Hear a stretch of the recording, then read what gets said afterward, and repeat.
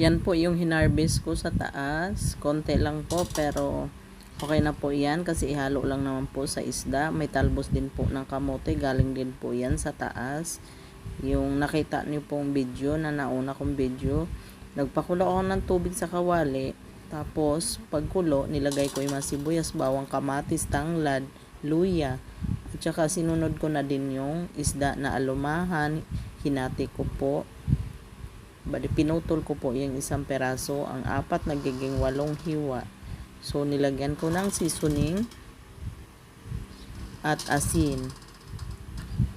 At nilagay ko na din pagka luto ng isda, yung gulay na sari-sari. May alugbati po pala niyan galing sa harap ng tindahan ko sa may gate banda.